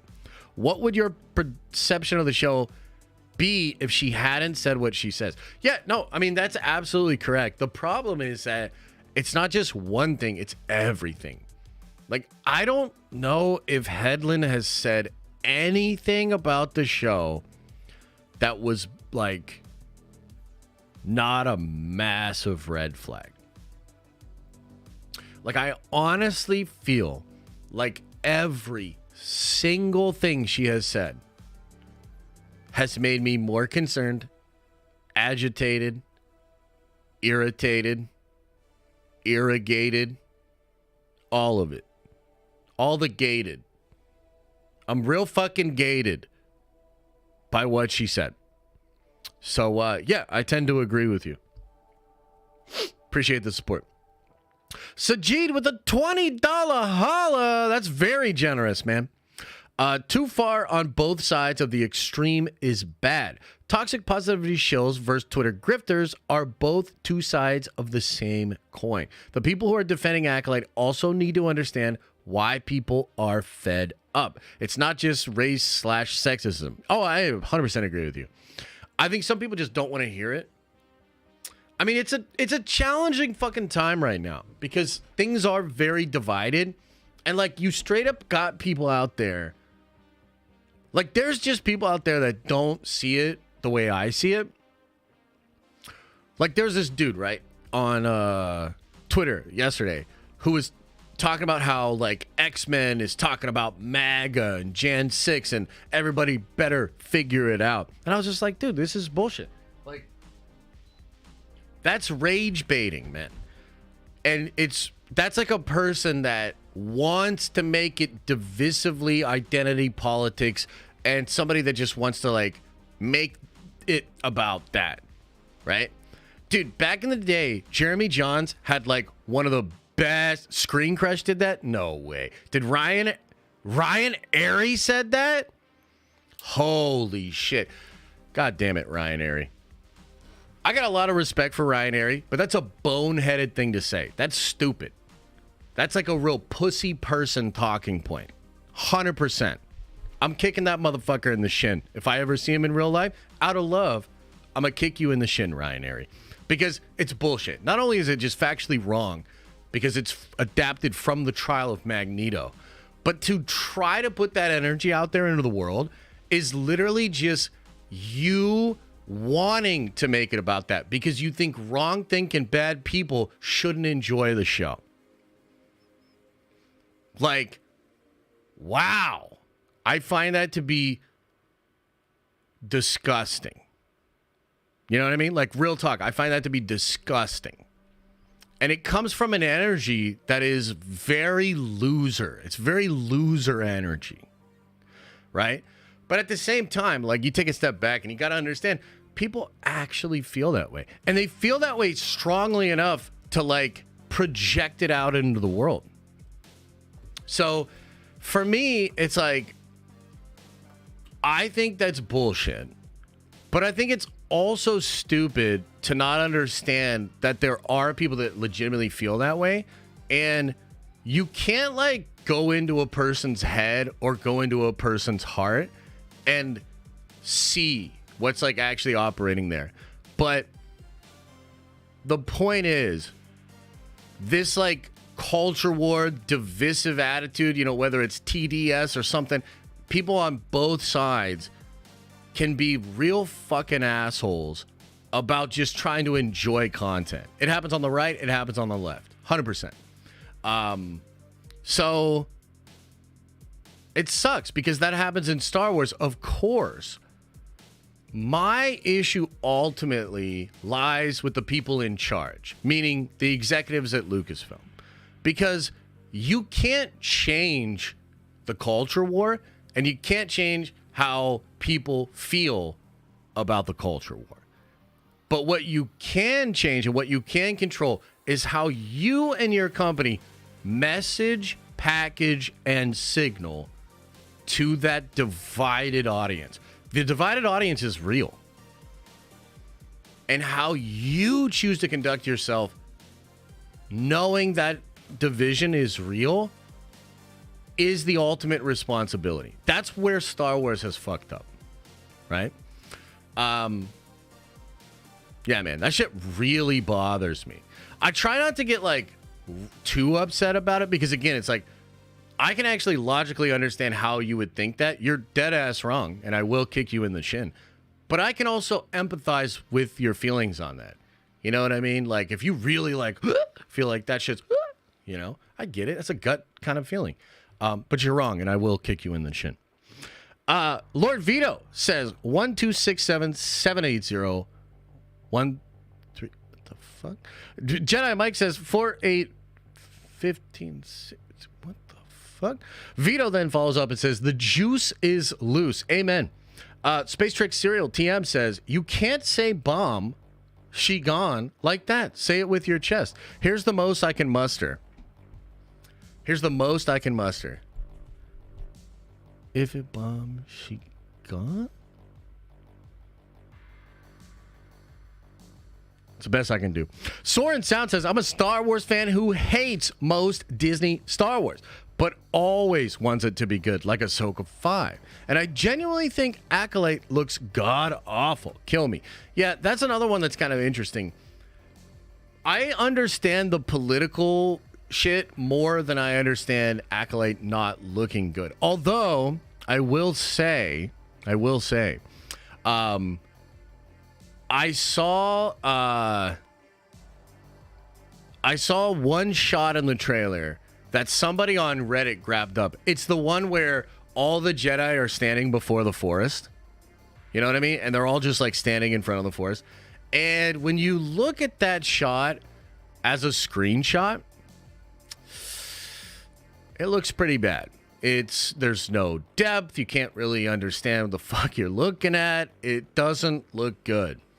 And say what you will about the prequels, but you can take a screenshot of any frame in the prequels and it looks good. It actually looks really good. And there's like way too much going on in the background. Like you've got a lot of, I don't know if you guys have ever looked at this, but a lot of movies, a lot of action movies, the characters in the backgrounds are kind of like they're like dancing, like they don't actually look like they're doing something because of the way you need the choreography. A lot of the background actors would just kind of like wave their sword around. It's really silly. But in the prequels, they're all like doing stuff. They're like actually doing something that makes sense. Every single clone and every single background shot, every single thing. It's actually weird. Once you see it, you kind of can't unsee it. Like George is so fucking ridiculous that he's like, no, this guy has to be doing this and it has to make sense. Like the animators, like it's crazy. So to me, I think Acolyte looks decent. Like it doesn't look incredible, but I don't think it looks bad. But that one shot, whew, not great. Vito says, be ready at 8. Wait, what? Veed says, Diamond and Silk, the prodigal son. Wait, what are you talking about? We're not having a Diamond Lounge today. There's no Diamond Lounge today. Maybe next week. Maybe. Lord Baratheon says, is it true that Gosling is signed on for Marvel? From what I understand, it is true, yes. Mojette says, fan post Acolyte. Is everybody gone? Did everybody leave? Yeah, dude, that is a hilarious super chat. I really do think that's funny, man. Thank you. Lord Baratheon says, it was said I'd recently... Oh, yeah. World War Hulk as an Avengers movie. Wow. Wouldn't that be crazy if they made Avengers 5 the World War Hulk movie? What if Maestro is the second villain? Wouldn't that be crazy? Wow. Veet says central bank digital currency. Oh, hell yeah. Rossi says just bought that heavy tea as a birthday gift. Happy birthday, brother. The dew of herbs. What the hell? I still want that Nerd Vengers for Life merch in the NWO style shirt. That's not a bad idea. I will steal that and give you 0 credit. Thanks, man. John says, much love to you all. Loved X-Men 97. Character demonstration of power at the end of episode 2 was super compelling. Nerd Vengers for Life. Unity. Yeah, my favorite part of that was like how he was talking about how the oppressed become oppressors and not what Ryan Airy thinks he's talking about. Yeah, that part was dope. Jamro says, wasn't the Enigma Force what started the Micronauts? Maybe?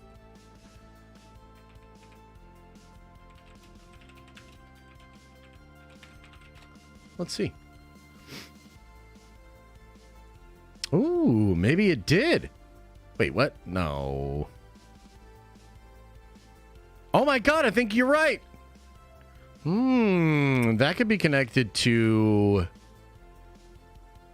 That could be connected to, like, Quantumania. Oh, that's kind of interesting. Okay. Let's see here. Jensen Baker says, I believe the anchor is about Nexus beings. Each universe has one Nexus being. The Nexus personifies the character of their universe, anchors its reality, and it acts as a node of mystic energy. Maybe. I don't know. I mean, I'd love to believe that it will tie to the Nexus being thing, because I am kind of interested in that. Have they ever specifically talked about Nexus beings, or is this all stuff that we're still talking about from WandaVision? Has Josh read member chats? I'm reading them right now. I think I read yours. Yeah, you were probably in the bathroom or something. Have they ever actually talked about Nexus beings outside of like the teases in WandaVision?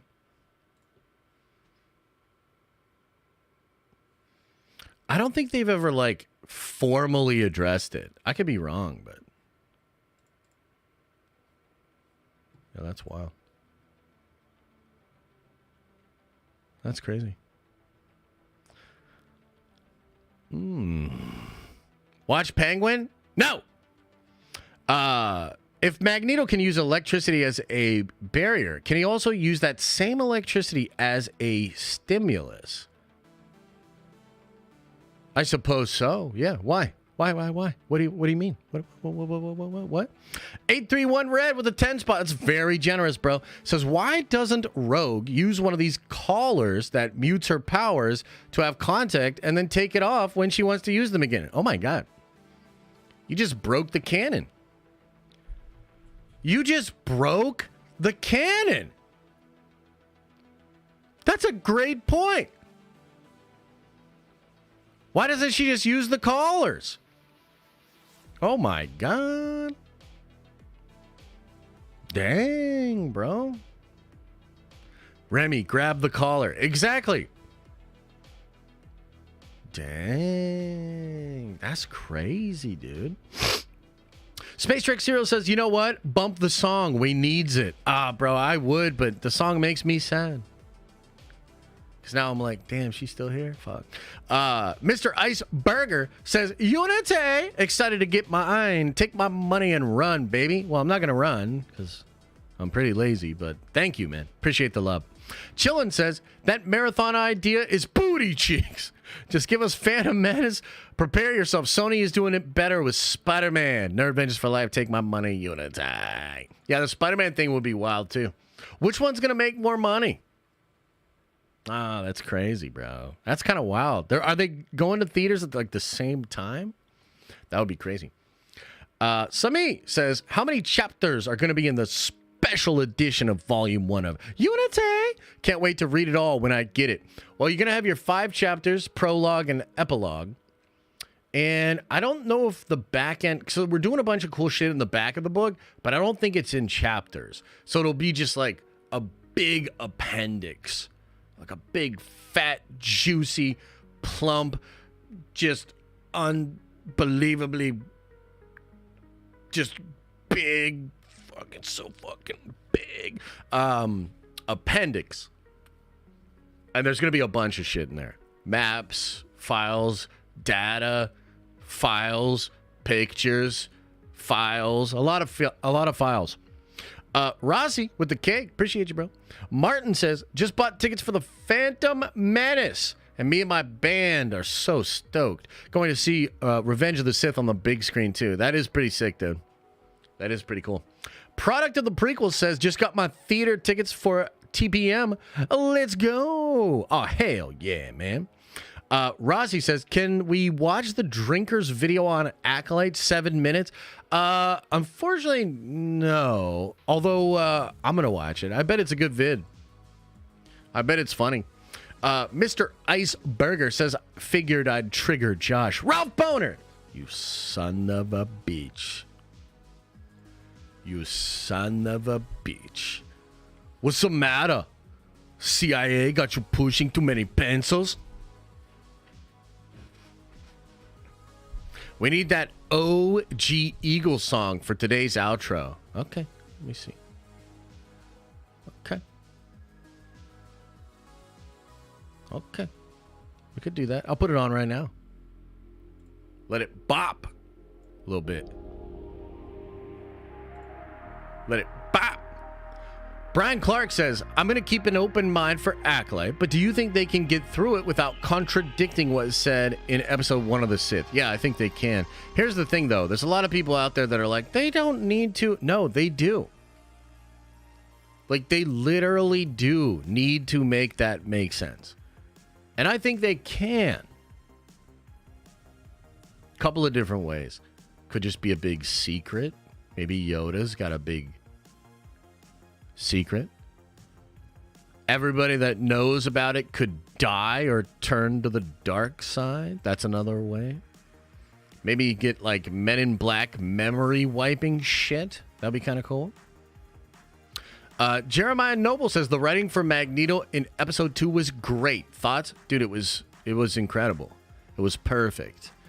Like I said, I have a big video coming out about why I think this is literally saving the Marvel Cinematic Universe. And I have a whole section in there about politics and about how it handled the politics, because I think it handled them brilliantly.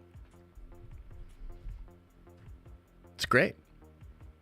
It's 100% on Rotten Tomatoes still. That's wild to me. That's crazy. All right, guys, I'm going to chill for like 5-10 more minutes. What else is going on? What else is on your mind? You guys got any cool plans for the weekend? What are you guys doing?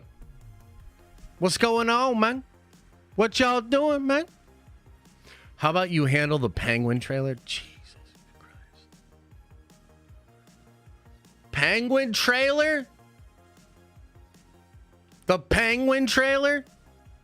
The final countdown? D&D tonight? Oh, dude, I miss D&D. I haven't played D&D in so long. Karate graduation? That's sick, man. Congratulations. I'll put it to a poll. Okay, let's put it to a poll.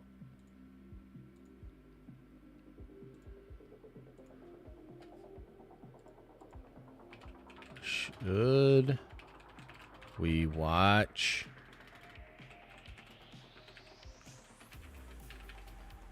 the Penguin trailer? Because you know what's going to happen. Warner Brothers is going to smash the video, take all the ad revenue from it. It's not a lot, because, you know, it's a stream, but still. Hey, thanks, Sajida. I appreciate you, bro. Much love, man.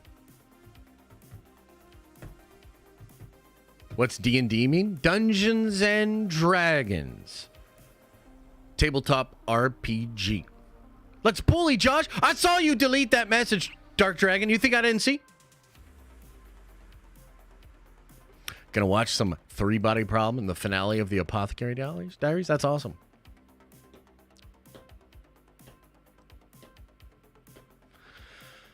Finishing my mall sleeve today, getting the color finished. That's sick, dude. Good for you. Hayden says, hi, Dad. What's up, son? Hey, Josh, what's your favorite thing / moment from X-Men 97 so far? It's a tough one. I thought the first battle with the Sentinel was freaking awesome. I mean, my mind keeps going to the Cyclops shit because it just feels like he's been given justice. So whether it's the landing or using the concussive blast properly, that shit's awesome. Storm has some incredible moments. Magneto at the end of episode 2 is like cold as hell. Yeah, it's good shit all around. Hey, Josh. Oh, no, I just read that. Watching Ghostbusters. Is that... Yeah, you excited for that, Oggs? It's good to see you, bro. Do you read manga or only comics? No, I read a lot of manga. I like manga quite a bit.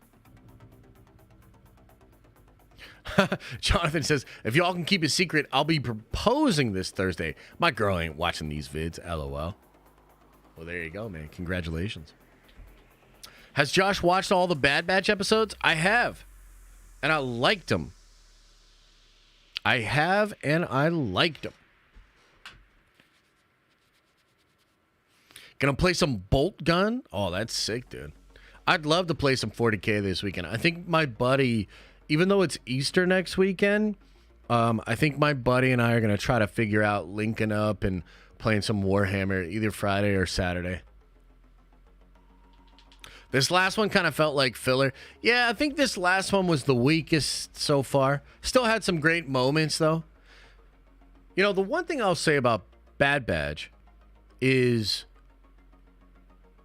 man, Filoni did it again. I thought Omega was the most annoying, stupid character in season 1, and now I kind of love her, dude. They really developed. They made me care. They made me care about Omega. You know? Crazy. Filoni ain't really involved anymore, though. That's true. That's true. Still his baby, though, you know?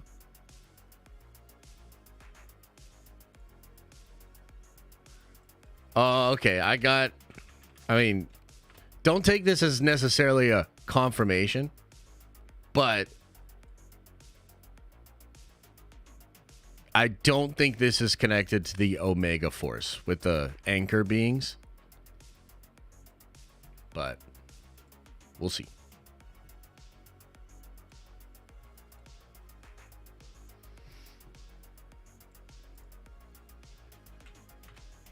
We'll see.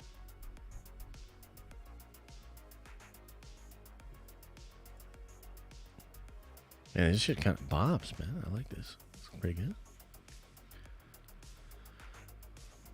Filoni taught people how to write good characters. Maybe he can help the rest of Lucasfilm out. I agree. I'm watching the Infinity Saga with my son. That's dope. I can't wait till Liam gets older and we can actually watch all those movies, dude. That's going to be awesome. I think we should watch it. Oh, jeez. 60% of me. Fine. All right, we will end with the Penguin trailer. I can't even believe this is a thing. How long is this stupid trailer anyway? Oh my God. Oh my God. All right, here we go. Ready? Josh hates democracy, confirmed. I love democracy, dude. I defend it all the time on Helldivers too. Here we go.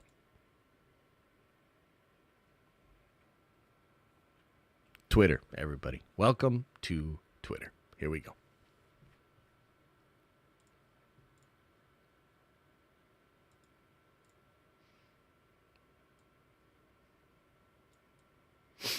Hey, don't blame me. Blame Alon. This is Alon's fault. Here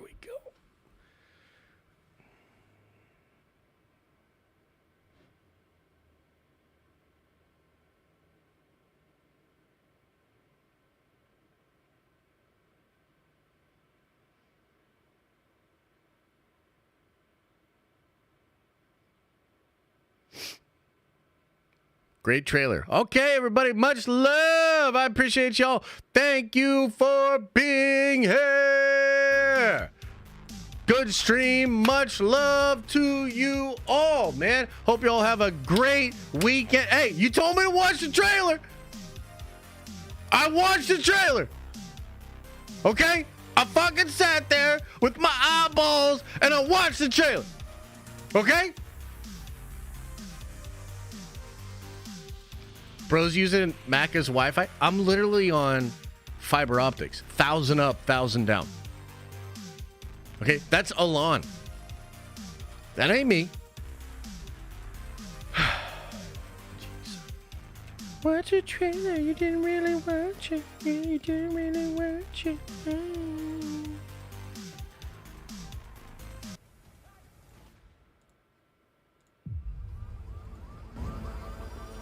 When I was a kid,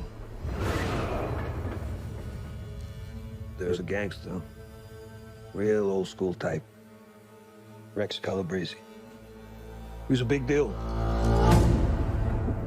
He helped people. You saw you on the street, he call out to you. When I'm 14 or something, he has a heart attack and dies. Still holding a cigar. In my neighborhood, they throw a parade in his honor. A friggin' parade. I mean, it wasn't fancy, but it was a gesture. A show of love. What he meant.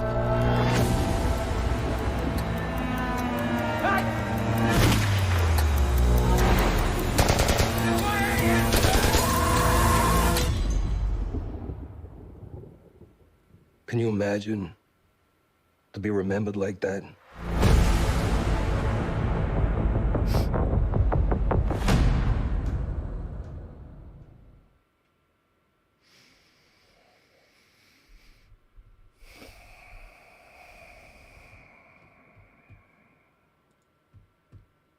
Heads up, we've detected video in your stream belonging to somebody else. Your stream may be temporarily blocked. If you plan to continue, please ensure you have the content owner added as your channel, blah, blah, blah, blah, blah. Thanks a lot, everybody.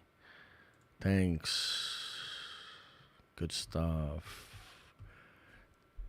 Bro, there is no way y'all actually are excited about that. Like, I'm sorry. Like, it kind of like a decent little gangster thing going on there, but dude, it's a fucking penguin.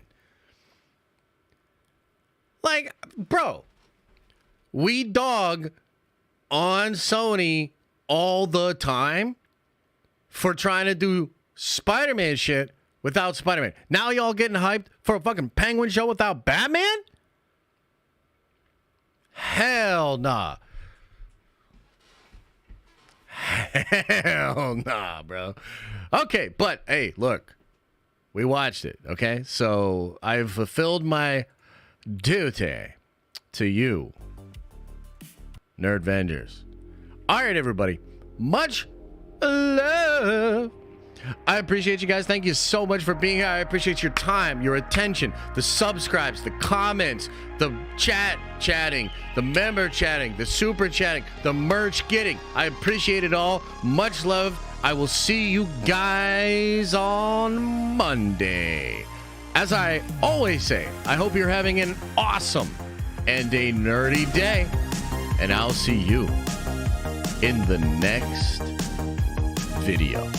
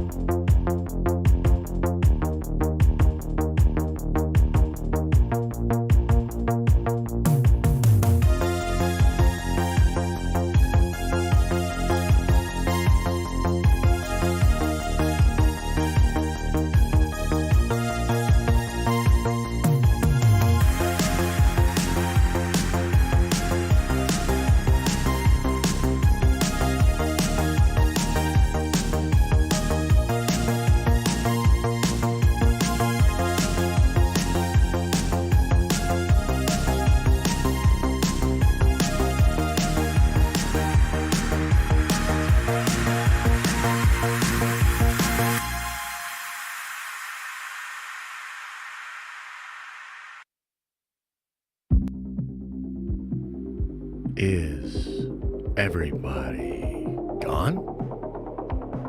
Oh, Philip, thanks, man. I was going to totally ignore Rosie's Penguin S tier comment, but now I feel like I have to talk about it because you give a $20. My God, bro. Appreciate you, man. Haven't supered in a while. What I loved so much about Magneto's arc in episode 2 is that I think most people can say that they hate when a villain has a redeeming quality. They did that perfectly with Magneto. Yeah, I agree, man. It's really great, and I think it's kind of understated how, because he's literally talking about like the oppressive nature, I think, of all political parties. And you know, depending on your personal lensing, you see it one way or the other. That's fine. But I think it's so good from a writing perspective because it can be applied to all kinds of different angles, perspectives, and personal lenses. So I find it to be fantastic writing. And I find you to be a fantastic supporter, as are most of the Nerd Vengers, except for everybody that's saying that, like, I hate the Batman and that I'm wrong about the Penguin. I love everybody except you guys. So the Batman is fantastic. God damn it. Okay. Much love. Listen, Linda. Have a great weekend. Give yourself a break. Give the people around you a break. It is a hard, crazy world out there. Open up your third eye and wash out your stinky butt. Hey!